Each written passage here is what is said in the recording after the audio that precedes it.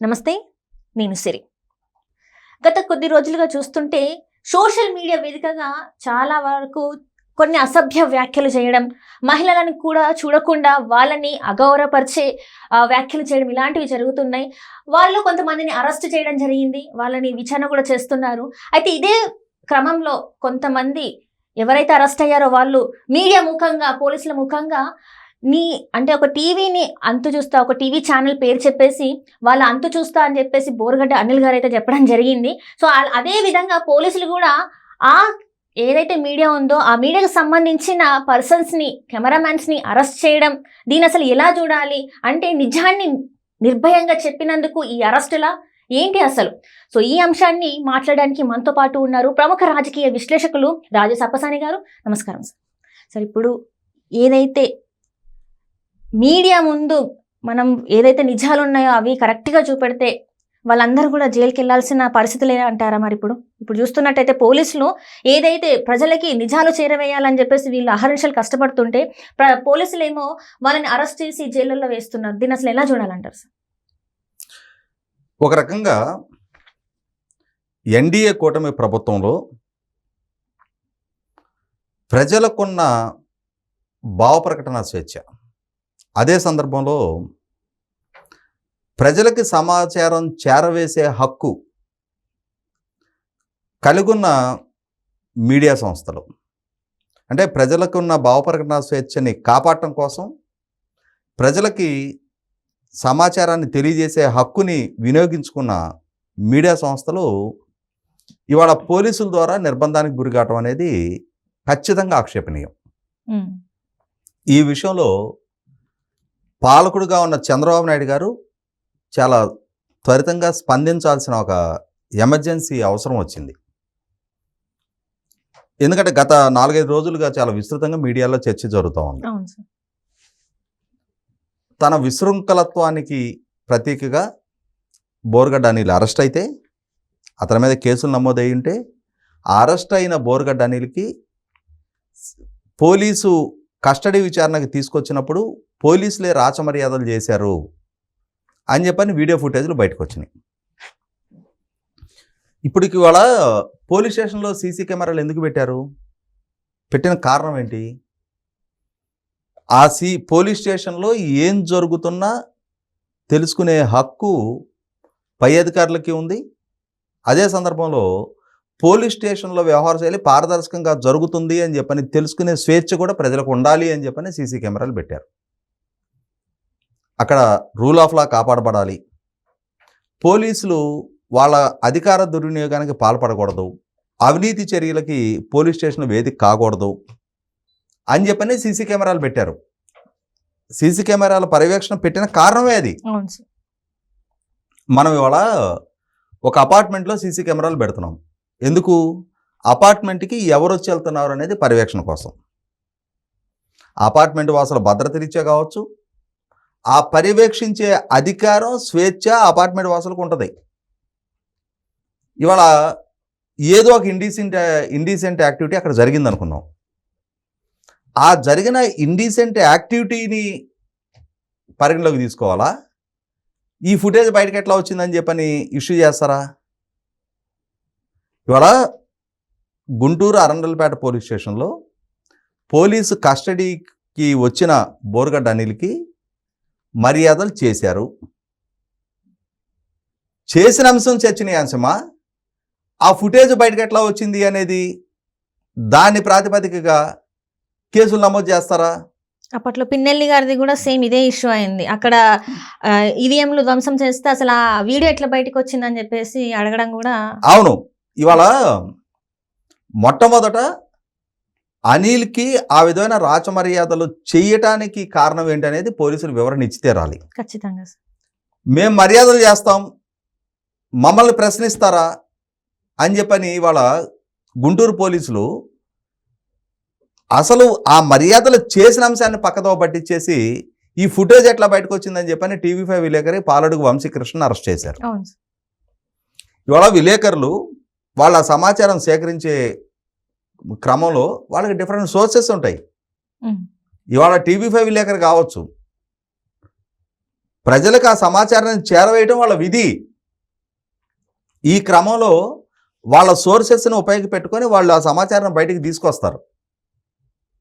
మొట్టమొదటగా ఒక కేసులో అరెస్ట్ అయిన వ్యక్తికి మీరు రాచమర్యాదలు ఎందుకు చేశారనేది ఒక అంశం.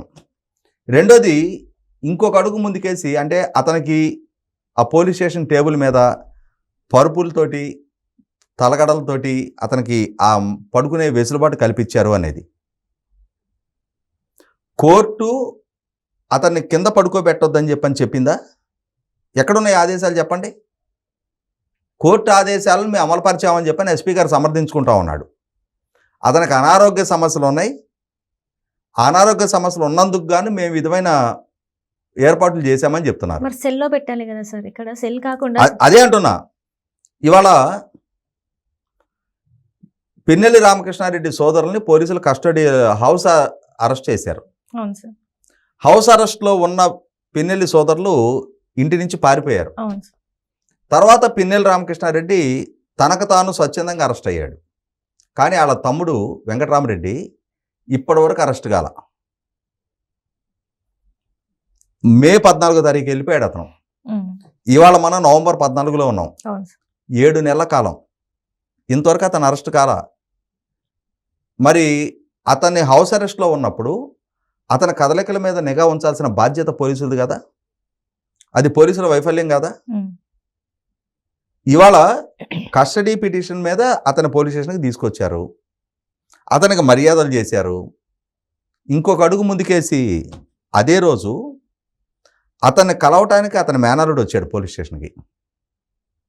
రాత్రిపూట ఒక మైనర్ బాలుడు పోలీస్ స్టేషన్ లోపలికి వచ్చి ఎలా కలిశాడు అతన్ని?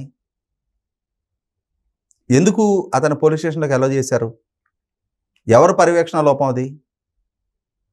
నిలువునా పోలీసుల వైపు నుంచి తప్పు జరిగితే ఒక కేసులో అక్యూజ్డ్ అయి ఉన్న ముద్దాయికి చేయకూడని మర్యాదలు, చేయకూడని వెసులుబాట్లు మీరు కల్పిస్తే దాన్ని ఆ ఫుటేజ్ని బయటికి తెచ్చారు అని చెప్పని విలేకరుల మీద కేసులు పెడతారా? ఖచ్చితంగా ఇది ప్రభుత్వ పెద్దల దృష్టికి వెళ్లాల్సిన అంశం. హోమ్ మినిస్టర్ గారు, director general of police Dwaraka Tirumala Rao గారు ఈ విషయం మీద దృష్టి పెట్టాలి. ఇవాళ పోలీసులు వాళ్ళ వైపు జరిగిన తప్పుని ఎత్తి చూపారు అని చెప్పని విలేకరుల మీద కేసులు పెట్టడం ఏంటి, అరెస్టులు చేయడం ఏంటి? ఏం సందేశం ఇస్తా ఉన్నారు? అక్కడ ఆ విధమైన మర్యాదలు చేశారు అని చెప్పని ఇన్స్పెక్టర్ శ్రీనివాసరావు గారిని విఆర్లో పంపించారు. అంటే పోలీసుల వైపు నుంచి తప్పు జరిగిందని చెప్పని అతను విఆర్లో పంపించడం ద్వారా మీరే అడ్మిట్ అవుతా ఉన్నారు. ఇక్కడ అతనికి ఆ మర్యాదలు ఎందుకు చేశారని కదా ప్రశ్న. దాన్ని వదిలిపెట్టేసి ఆ అంశాన్ని బయటికి తెలియజేశారు అని చెప్పని ఇవాళ చాలా పెద్ద పెద్ద అంశాలు. ఇవాళ గవర్నర్ ఎన్డీ తివారీ ఉన్నాడు. అతను ఒక జుగుత్సాకరమైన కార్యక్రమానికి రాజ్భవన్ వేదికగా చేసుకున్నాడు. అతను పాల్పడుతున్న జుగుత్సాకరమైన చర్య చర్చనీయాంశమా, స్టింగ్ ఆపరేషన్ చేసిన విలేకరుల అంశం చర్చనీయాంశమా? మీరు రాజ్భవన్ ప్రోటోకాల్స్ ఉల్లంఘించి మీరు రాజ్భవన్లోకి ఎట్లా వెళ్ళారు, మీరు అక్కడ ఎట్లా కెమెరాలు పెట్టి అతను ఎట్లా రికార్డు చేశారు, ఇవి విచారణ చేస్తారా? రాజ్భవన్లో గవర్నర్ హోదాలో ఉన్న వ్యక్తి ఇటువంటి జుగుత్సాకరమైన కార్యకలాపాలకు పాల్పడటం అది చర్చనీయాంశం, అది చర్యలకి బాధ్యులయ్యే అంశం. దాన్ని వదిలిపెట్టేసి ఈ విలేకరులని, మీడియా సంస్థలని వీళ్ళని టార్గెట్ చేస్తారా? అలాగే ఇవాళ పోలీస్ స్టేషన్లో రూల్స్ అతిక్రమించి ఒక బాలుడిని రాత్రిపూట పోలీస్ స్టేషన్లోకి అలౌ చేయడం తప్పు. ఆ తప్పుకి బాధ్యులు పోలీసులు. అతనికి ఆ విధమైన మర్యాదలు కల్పించింది పోలీసులు. ఇవాళ పోలీసులు చేసిన చర్యల్ని, తప్పుల్ని ఎత్తి చూపితే విలేకరుల మీద కేసులు పెడతారా? ఇది ఇంకొక జగన్మోహన్ రెడ్డి గారి పాలనలాగా కనిపిస్తుంది తప్ప ఎన్డీఏ కూటమి పాలనా హయాంలో పోలీస్ డిపార్ట్మెంట్ వైఖరిలాగా లేదు. ఇది కాదు ప్రజలు ఆశించింది. కాబట్టి ఇక్కడ ఖచ్చితంగా ప్రభుత్వ పెద్దలు ఈ విషయంలో స్పందించాలి, జోక్యం చేసుకోవాలి. ఈ విధమైన మీడియా స్వేచ్ఛకి సంకెళ్ళేసే చర్యలు ఇంకొక జగన్మోహన్ రెడ్డి పరిపాలన గుర్తు చేస్తూ ఉన్నాయి. Right sir. అంటే ఇక్కడ చూస్తే ఒక చిన్న ఇది సార్, ఎందుకంటే మొన్న దీనికన్నా ముందు డిప్యూటీ సీఎం పవన్ కళ్యాణ్ గారు వేదిక మీదనే చెప్పారు, ఇక ఇలానే జరిగితే నేను హోంశాఖ తీసుకోవాల్సి వస్తుంది అని చెప్పేసి పోలీస్ శాఖ కూడా హెచ్చరికలు జారీ చేశారు. అయినా కూడా ఇప్పటికీ ఈ పోలీస్ వ్యవస్థ, ఈ అధికారులు ఎందుకు ఎవరికి భయపడట్లేదు? భయపడకుండా ఇలాంటివన్నీ చేస్తున్నారంటే మరి వారి వెనకాల ఎవరున్నారని ఇలాంటి వాటికి పాల్పడుతున్నారు అనుకోవాలి మనం. ఇక్కడ ఖచ్చితంగా కొంతమంది పోలీసు అధికారులు వాళ్ళు పరిధి దాటి వ్యవహరిస్తున్నారు. బోరుగడ్డ అనిల్ లాంటి అత్యంత జుగుస్సాకరమైన వ్యక్తిత్వం కలిగిన వ్యక్తికి ఈ విధమైన మర్యాదలు చేయటం ద్వారా పోలీస్ డిపార్ట్మెంట్ తన మర్యాద తాను తగ్గించుకుంటుంది, తన పరువు ప్రతిష్టలు తాను భంగం చేసుకుంటుంది. అటువంటి చర్యలకు పాల్పడుతున్న అధికారులు వాళ్ళు ఇవాళ చర్యలకు బాధ్యులు. కానీ ఈ అంశాన్ని ప్రజలకు చేర్చిన కారణంగా విలేకరుల మీద కేసులు పెట్టి ఇవాళ వాళ్ళని జైలు పాలు చేయటం ద్వారా 100% విలేకరుల విధులకి ఆటంకం కలిగిస్తూ ఉన్నారు. ప్రజలకున్న తెలుసుకునే హక్కుని, సమాచారం పొందే హక్కుని, రైట్ టు ఇన్ఫర్మేషన్ యాక్ట్ ఎందుకు వచ్చింది? సమాచారం తెలుసుకునే హక్కు ప్రజలకు ఉంది కదా. అవును సార్. ఆ ఫెసిలిటేషన్ కదా విలేకరులు చేస్తుంది. ఆ విధమైన వాళ్ళ ఉద్యోగ విధులు నిర్వహిస్తున్న విలేకరుల మీద, కెమెరామెన్ల మీద ఈ విధమైన కేసులు పెట్టడం అనేది 100% ఆక్షేపణీయం. మరి ఏ విధమైన చక్కదిద్దుకునే కార్యక్రమాలు ఇవాళ పాలకులు ఈ విషయంలో ఎంత వేగంగా స్పందిస్తారు, ఏ విధమైన చర్యలు తీసుకుంటారో చూద్దాం. Right sir. Right. Thank you so much sir.